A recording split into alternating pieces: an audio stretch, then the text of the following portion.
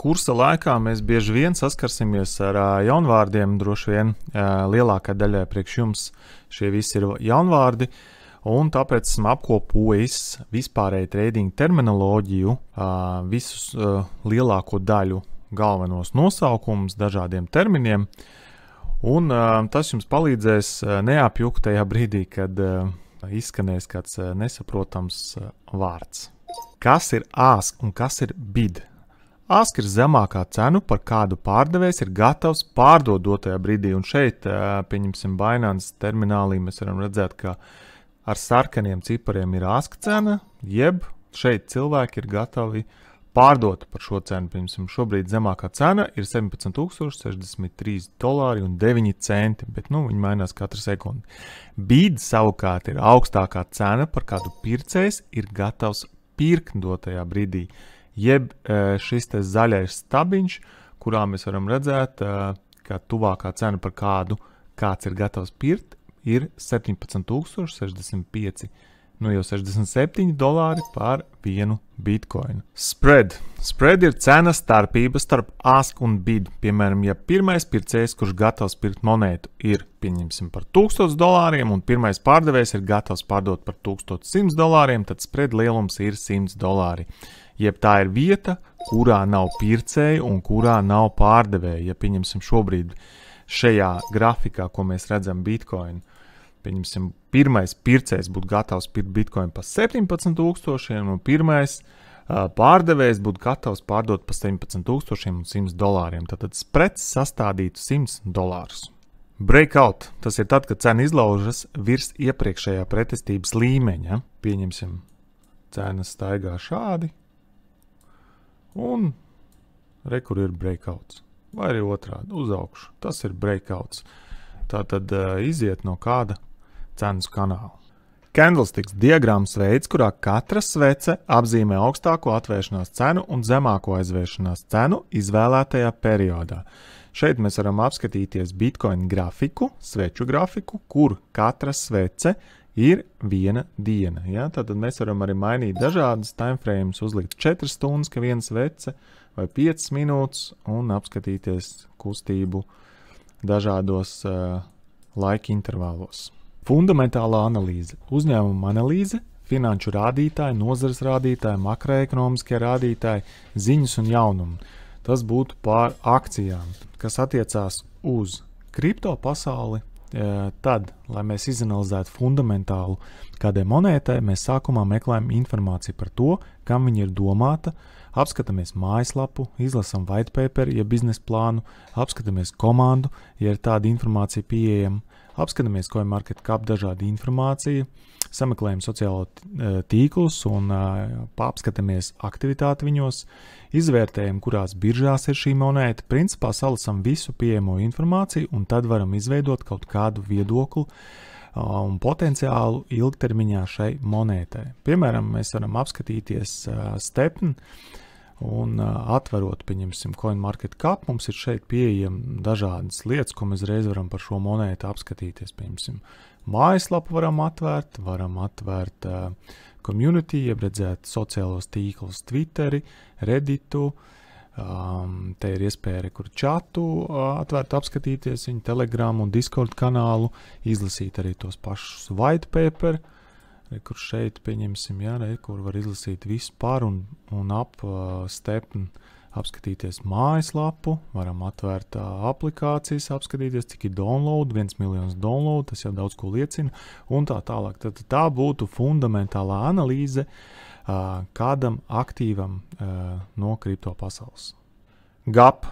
Cena atveras virs vai zem iepriekšējās cenas pirms biržas slēgšanas. Šo cenu pārāvumu sauc par gapu. Jeb mēs varam apskatīties, kāds izskatās dzīvē. Šeit ir SP500 indeks grafiks, un 5 minūšu grafikā mēs redzam, ka ir bijis gaps. Ja? Tātad šī teritorija, kur šeit ir cenas pārāvums. Šeit birža aiztaisījās ciet piekdienā, un pirmdienā ir cenas pārāvums. Ļoti bieži saka, ka šie gapi aizverās indeksos. Ja? Tad, kā mēs redzam, šeit tas arī pilnībā notika. Long, jeb garā pozīcija. Pirkšana ar nolūku pārdot par augstāku cenu. Short, jeb īsā pozīcija. Pretēja pozīcija long, tu noslēdz līgumu par to, ka cena kritīs. High and low of day. Dienas augstākā vai zemākā cena. Liquidity. Likviditāte ir naudas daudzums konkrētajā monētā. Ja likviditāte ir augsta, tad darījuma apjoms var tikt veikts ar lielām naudas summām. Ja savukārt likviditāte ir zema, tas nozīmē, ka pat ar nelielu šīs monētas pārdošanas apjomu cena var stipri kristies. Market makeri. Uzņēmumi, kas atbild par pirkšanu un pārdošanas rīkojumu veicināšanu un likviditātes uzturēšanu tirgos. Market cap uzņēmuma kopējā vērtība dolāros pamatojoties uz akciju, cenu un apgrozībā esošajām akcijām. Kripto tas ir kopējs apgrozībā esošo monētu daudzums un to vērtība. Ir ļoti labs saits, kurā var apskatīties lielāko daļu, es teikšu gandrīz principā visu monētu kapitalizāciju, un viņš saucās coinmarketcap.com. Un tur jūs varat apskatīties dažādu informāciju par dažādiem coiniem.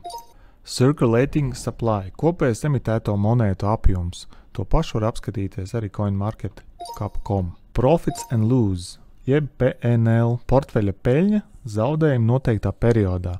Mēs biržā varam iet un apskatīties savu statistiku un norādīt noteiktu laika posmu un apskatīties šajā laika posmā, cik daudz mēs esam ieguvuši vai cik daudz mēs esam zaudējuši. Risk and reward. Naudas apjoms, ar cik jūs plānojat riskēt vienā darījumā, salīdzinot ar to, cik daudz jūs plānojat šajā pašā darījumā iegūt. Scalp. Tas ir tradings ar ļoti nelielu cenas izmaiņas diapazonu. Darījums tiek atvērts un aizvērts jau nopelnot, piemēram, 0,2%, 0,5%, 1%. Resistance. Pretestības cenu līmenis, kur cena nevar tikt augstāk un nokrīt atpakaļ. Uzzīmēšu un parādīšu, kāds izskatās. Kur cena iet augšā, viņa atlec, it kā grib tikt augstāk, netiek, un tā tālāk. Tātad šeit mums izveidojas resistance. Un šajā pašā piemērā mēs varam arī apskatīt nākamo, jeb support, jo šeit izveidojās šajā zonā support un šeit izveidojās resistance. Jā, tātad cena nekrīt ne zemāk, ne iet augstāk. Tehniskā analīze. Monētas vēsturiskās cenas darbības analīze izmantoja diagrammas un tehniskos rādītājus, lai prognozētu turpmāko kustību. Tad tehnisko analīzi mēs veicam grafikos, zīmējam atbalsta līmeņus, trīsstūrus un tā tālāk un tā tālāk. Trend. Vispārējais cenu kustības virziens. Monētā var būt augšupejoša vai lejupējoša tendence. Ja mēs atveram, pieņemsim to pašu grafiku atkal, mēs varam apskatīties trendu, pieņemsim Bitcoinam. Dažādās vietās, ja pieņemsim šeit, mēs varam uzzīmēt trends iet uz augšu, tad mēs varam uzzīmēt kaut kur trendu uz leju, ja pieņemsim tagad, kur ir trends, te bija uz leju, un tā tālāk. Bear. Tas ir tas, kurš tic, ka cena pazemināsies. Termins ir atvisināts no lāču cīņas veida, proti atkāpju uz pakaļkājām un citās ar priekšējām ķepām. Un bear trap ir vilts signāls, kas norāda, ka monētas augšupējošs trends ir mainījies, lai gan patiesībā tā nav. Bull. Tas, kurš tic, ka cena palielināsies. Un ir arī bull trap, kas ir pretējs bear trap. Un vēl savādāk mēs šajos terminos saucam arī tirgu, jeb bear market, kas nozīmē, ka tirgus ir krītošs, jeb bull market, kas nozīmē, ka principā visi aktīvi aug. Day trading – dienas tirzniecība, kad visi darījumi tiek veikti dienas ietvaros un netiek atstāti atvērt uz citām dienām. Daily range – dienas diapazons, starpības starp augstāko un zemāko cenu, kas bijusi vienas dienas laikā. Futures – termins, ko izmanto, lai apzīmētu visus līgumus, kas attiec uz finanšu instrumentu pirkšanu un pārdošanu futures biržās. Kripto biržās tirgojot futures var veikt arī short darījumus un izmantot kredītplecus. Insider trading – iekšējās informācijas ļaunprātīga izmantošana, nelikumīga tirzniecība ar informāciju, kas nav pieejama plašai sabiedrībai. Piemēram, ja kādam ir īpaši svarīga informācija, kur var strauji ietekmēt kādas monētas cenu, ātrāk par citiem tirgus dalībniekiem, tad viņam ir iespēja izmantot šo informāciju un nopelnīt. Nevelc saka, kam pieder informācija, tam pieder arī vara. Order book – darījuma lente, pirkšanas un pārdošanas darījuma saraksts monētai, kurš sakārtots pēc cena līmeņa, norādot arī monētu daudzumu katrā līmenī. Ja kāds izskatās dzīvē biržā, tad šeit ir, pieņemsim, Bitcoin grafiks, un šeit kreisā pusē ir order book. Ja? Te mēs varam redzēt visus darījumus, un tā saucās order books, jeb darījuma lente. Limit order. Rīkojums pirkt vai pārdot par fiksētu cenu. Tas nozīmē, ka traderis jau iepriekš uzliek darījumu, par kādu viņš būtu gatavs veikt darījumu, un šis orderis tiek ievietots darījuma lentē. Market order. Rīkojums pirkt vai pārdot par pašreizējo tirgus cenu. Šis darījums tiek izpildīts uzreiz, ja vien pietiek likviditāte. Šī darījuma veids biržā izpildās prioritāri. Overbought. Tirgus stāvoklis, ka cena ir pieaugusi pārāk ātri un tai draud kritiens. Oversold. Tirgus stāvoklis, ka cena ir samazinājusies pārāk ātri un tā var sākt augt uz augšu. Volatility. Rādītājs, kurš rāda, cik daudz monētas cenas vārstās noteiktā laika periodā. Volume. Apjoms, kopējais tirgoto akciju monētas skaits noteiktā periodā. Indikators. Lai analizētu cenu, bieži tiek izmantot dažādi indikatori, kur tiek uzlikt uz grafika. Viens no vienkāršākajiem ir MA vidējās cenas rādītājs par kādu konkrētu periodu. Daudz indikātoru brīdina par to, ka tagad ir pienācis laiks veikt darījumu. Tā kā mēs kursā un vispār es personīgi neizmantoju vairs nekādus indikātorus, izņemot līnijas un bultiņas, man nav nekā uz grafika, tāpēc es jums nerādīšu nekādus indikātorus, bet ja jums šī tēma interesē, jūs varat viņu droši sameklēt internetā. Big wall – siena, jeb liels orderis kādā konkrētā cenā, kurš ir krietni lielāks par pārējiem. Ja pieņemsim pārējo orderu vidējais lielums ir 1000, ja, un tad konkrētā kādā cenā, pieņemsim pat $1, kādai monētai kāds ir uzlicis milzīgu orderu, pieņemsim 1 miljonu, tad tas skaitīsies, ka tā ir siena. Stop loss. Biržai nodots rīkojums pārdot tik līdz tik sasniegt noteikti cena. Stop loss ir paredzēts, lai ierobežotu risku katrā darījumā. Jeb latviski un saviem vārdiem runājot, ja tu esi veicis kādu darījumu, to var uzlikt arī stop loss, jeb vietu, kur tavs darījums tiks aizvērts, sasniedzot kaut kādu konkrētu negatīvu peļņu priekš tevīm. Pieņemsim, tu esi sasniedzis -$100 un automātiski šajā vietā tiks šis darījums slēgts. Take profit ir pretējs stop lossam, ja, tad veicot darījumus norāda cenu, par kuru vērsiet ciet šo darījumu ar peļņu. Daži termini, kurus es izmantošu apmācībās. Slīpne – vieta, kur var nolikt slīpu līniju un savienot cenas kustību tā, lai cena šai līnijai ir pieskārusies vairāk kā 3 reizes. Šeit jums būs piemērs un paraugs, tātad rekur šeit mēs varam novilkt cenas līniju, redziet 1, 2, 3, 4 reizes pieskārusies, un arī augšā mēs varam novilkt slīpu līniju, un te ir pieskārusies daudz vairākas reizes cena 1, 2, 3, 4, 5, 6, 7 reizes šai te līnijai, un tā būs, ja ir slīpne. Trīsstūrs – tehniskās analīzes figūra, kur cenas kustību var ievilkt trīsstūrī. Cenas saspiešanās – tas ir tas brīdis, kad ir bijusi liela cenas kustība uz augšu un uz leju, pēc kuras seko vien mazākas kustības, līdz beigās cenas svārstības gan pilnībā ir apstājušās. Parasti pēc tā seko impulss. Puņķis – cena ir stipri nokritusi sekundes laikā un nonākusi turpat, kur bija iepriekš. Citreiz grafikos mēs redzam šādu te situāciju, kad cena, pieņemsim, viņa tā kustās, un pēkšņi ir milzīgs šāviens lejā, un tai pašā sekundē cena atgriežas šeit pat un turpina savu kustību. Un šo te vietu sauc par puņķi. Ir bultas arī. Bulta tā ir tad, kad cena stipri sekundes laikā izaug un nokrīt atpakaļ. Principā tas pats, kas puņķis tikai uz augšu. Ja? Ir šādas arī situācijas, kur cena staigā, izšauj un ir atpakaļ pēc tam te patās. Ja? Un cerēs šīs te bultas un puņķi, viņi daudz reiz pēc kārtas atkārtojās. Un tur mums ir iespēja lieliski nopelnīt.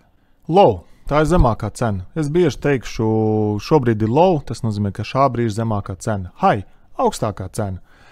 Overlow. Cena, kas izsit uz zemāko cenu uz leju. Tad pieņemsim, kādu brīdi ir bijusi zemākā cena $1 un pēkšņi cena tagad ir 90 centi. Tad ir noticis overlow. Overhigh ir tas pats, tikai pretēji cena ir izsitusi augstāko cenu un aizgājusi uz augšu. Flats, tas ir cenas koridors, kur cena stāv kādu laiku uz vietas un nekustas ne uz augšu, ne uz leju ārpus šī koridora. Pieņemsim, varbūt 2% koridors, kur cena neiziet ārā. Pieņemsim, varam uzzīmēt, kāds izskatās, kur bijusi cena, viņa nokritusi ir, un tad viņa turpina šādā te veidā izveidot šādu te cenu koridoru. Impulss. Strauši cenas kāpums, kritums pēc ilgstoša fleta. Tad pēc fleta ļoti bieži seko impulss spēcīgs uz augšu vai uz leju. Multi-orderi. Vairāki orderi vienā monētā ar nelielu procentu starpību. Tad tu vari atvērt tikai vienu darījumu, vienu orderi, vai tu vari atvērt vairākus orderus tajā pašā monētā ar dažādu procentu starpību. Listings, tas ir jauna monēta ievietošana biržā. Parasti Binance listingi notiek katru mēnesi ar kādu jaunu monētu. Iceberg orderi, kuri nav redzami darījuma lentē, bet izpildās tikai cenai nonākot konkrētā vietā. Tātad visu darījumu lentē mēs redzēt nevaram, ir orderis, kurus mēs neredzam, kuri ir uzlikti ar dažādu softu palīdzību un kurus neredz arī pati birža. Viņi sāk izpildīties tikai tad, kad cena pieskarās kādā konkrētai vietai. Let's go.